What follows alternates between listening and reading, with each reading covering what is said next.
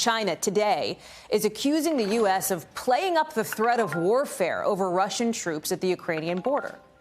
China and Russia getting closer and closer lately. Remember when Vladimir Putin and Xi Jinping met right at the start of the Winter Olympics? That has some people concerned, especially Taiwan.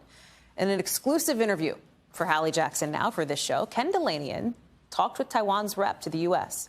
on the threat posed by the China-Russia alliance and what a potential war in Ukraine could mean for them. Watch. A small American ally threatened on all sides by a hostile superpower. Not Ukraine, Taiwan. As the world waits to see whether Russia will invade Ukraine, Taiwan is watching closely, and so is China. Well, like everyone else in the world, we are watching the situation with much concern and anxiety. In an exclusive interview with NBC News, Taiwan's representative to Washington warns that China and Russia are working together in dangerous ways. I think it's pretty clear to all of us around the world that those undermining stability are China and Russia. Xiao B. Kim spent a decade studying in the United States. She calls herself a cat warrior, a counterpart to what China has dubbed its wolf warrior diplomacy, marked by insults and threats. I believe cats are certainly much more lovable than wolves. Cats are nimble, flexible. Cats can survive in small spaces, which exemplifies Taiwan's current international situation. But also cats have the characteristic that we cannot be coerced. The U.S. does not officially recognize Taiwan as a separate country, but has promised to support its defense against a Chinese takeover.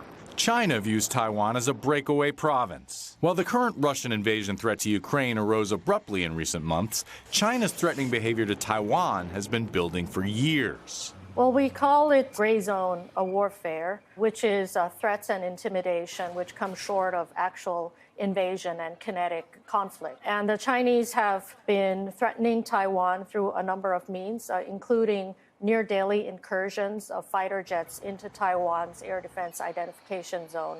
The Chinese have also been launching cyber attacks, disinformation, cognitive and psychological warfare on the people of Taiwan, aimed at weakening our resolve to our self-defense and also trying to sow divisions within our society. Last month, Taiwan had to scramble fighter jets to warn off 39 Chinese warplanes that flew into the island's air defense zone. The U.S. military says China aims to take control of Taiwan.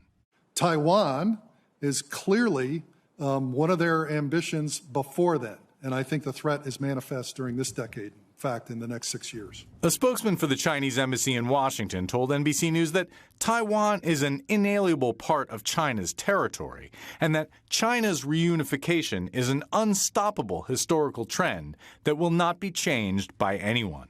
U.S. officials say the governments in Beijing and Taipei are looking to see whether the U.S. can deter Vladimir Putin from sending in troops or make him pay a high price if he does. There's no question that China is watching the crisis in Ukraine really closely.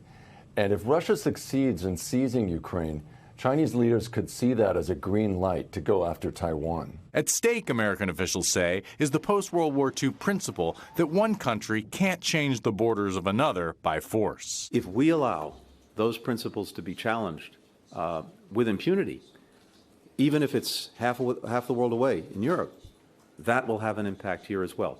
Others are watching. Others are looking to all of us to see how we respond. As the threat of war looms, so do concerns that one war could lead to another.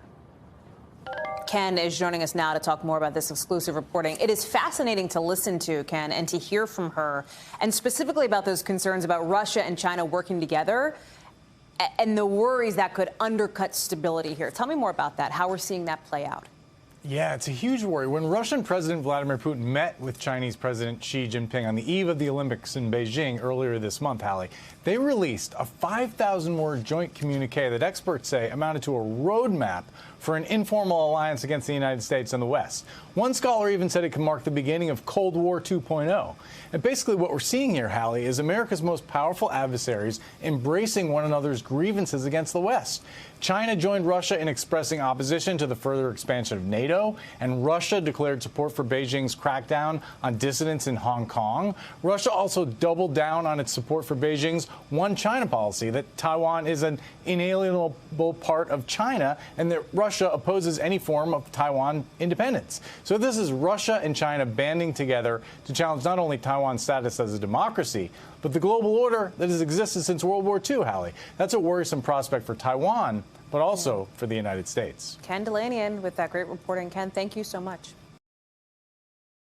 Thanks for watching our YouTube channel. Follow today's top stories and breaking news by downloading the NBC News app.